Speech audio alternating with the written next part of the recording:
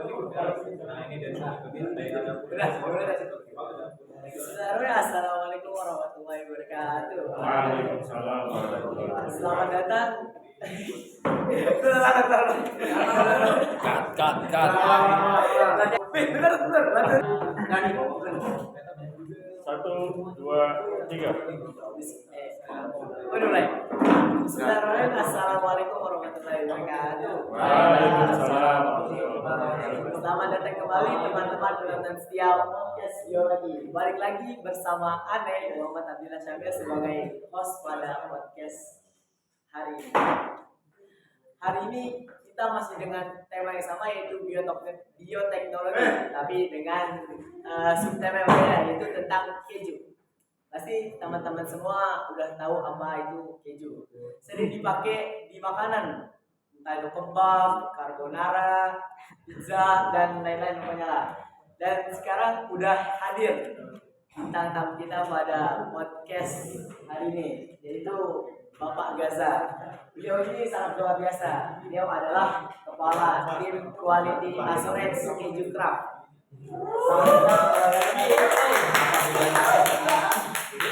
Ya, jadi kita di sini ingin tahu sebenarnya apa sih keju, Pak? Jadi ya, secara garis besar keju itu susu yang difermentasi jadi padat sehingga boleh dikonsumsi. Dan kalau boleh tahu gimana sih proses spesifika terbentuknya keju? Jadi itu keju ini kan awalnya susu nih, susu murni. Lalu dibawa ke pabrik untuk dibuat nih diolah. Nah, proses awalnya tuh ada pasteurisasi, yaitu susu itu dipanaskan, dihangatkan di suhu tertentu untuk membunuh bakterinya. Lalu yang kedua tuh ada penanaman bakteri.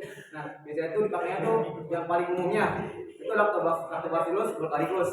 Nah, masih lagi bakteri lain, cuma beda bakteri, beda keju yang jadinya. Lalu ketiga ada penambahan enzim renin. Nah, enzim ini dibuat semirip mungkin dengan satu organ dalam sapi. Untuk apa? Untuk biar si susu yang tadi itu bisa padat dan menjadi keras seperti keju kita kenal. Lalu yang keempat, setelah dipadatkan itu dimatengin didiamkan lah. Nah, waktunya ini beda-beda. Ada yang berhari-hari, ada yang berbulan-bulan, bahkan ada yang bertahun-tahun. Itu untuk prosesnya. Kan setahu aja nih Pak, keju itu kan ada banyak nih, ada mozzarella, cheddar, feta, atau keju yang di Tom and Jerry itu. Mau tahu ada perbedaan prosesnya sih Pak dalam pembuatannya? Jadi itu kan keju itu kalau menurut saya itu ada dua yang utamanya.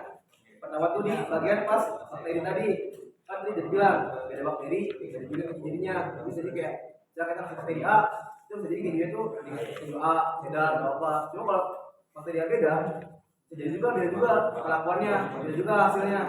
Nah, terus juga ada di penambahan pasnya di penambahan enzim reninnya, kelakuannya. Kayak contohnya itu ada di Italia.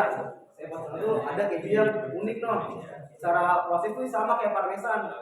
Ya gitu diminum lama tahun-tahun. Cuma jadi dia di pasti makanannya. Kalau parmesan itu tertutup. Cuma jadi terbuka biar alat masuk buat terbunuh kejunya. Enggak ya, kan keju itu kayak bolong-bolong terus terbuka di batunya. Ya, cuma ya itu jijik. Itu juga ada dilarang. Cuma seperti orang yang buat. Jadi dia tuh di bakterinya sama perlakuan pas habis dikasih enzim lainnya. Itu yang beda. Oh, luar biasa sekali nih pembuatan keju sampai ada bentuk lagi Pak. Iya. Tapi itu masih boleh atau sudah? Udah nggak boleh sebenarnya. Oh, udah boleh. Tapi tentang keju sendiri Pak, kita atau Ane atau teman-teman semua ingin tahu nih apa sih manfaat dan kekurangan keju itu? Oh, ya. Pertama, karena keju itu kurang susu, pastinya ada hasilnya. Jadi pasti manfaat kurang kalau gigi. Terus juga dia juga bisa membuat saraf, menekan tekanan darah. Yang berhubungan itu, terus bahkan juga bisa buat alternatif susu lain lah kalau memang nggak mau susu yang cair terus bisa pakai keju. Terus untuk kekurangannya, ya sama karena dia keju, mungkin ada orang yang nggak bisa mencerna laktosa, jadi bisa pas habis makan keju itu bisa diare. Nah, itu juga karena ya pasti makanan kalau berlebihan nggak baik ya. Jadi dia juga bisa buat tumbuh, terus juga bisa buat flatulensi yang atau nggak bisa ketut mulu. Itu juga dia juga kalorinya tinggi, dia juga bisa mempengaruhi kesehatan jantung. Karena ya tinggal pinter-pinter lah gimana masukinnya. Tuh. Ya mungkin cukup sekian podcast biologi pada hari ini. Terima kasih kepada Bapak Gaza yang telah meluangkan waktunya di tengah kesibukannya sebagai kepala tim kualitas asuransi sejahtera. Semoga dari podcast hari ini bisa menambah wawasan teman-teman semua. Sekian dari podcast biologi hari ini. Assalamualaikum warahmatullahi wabarakatuh.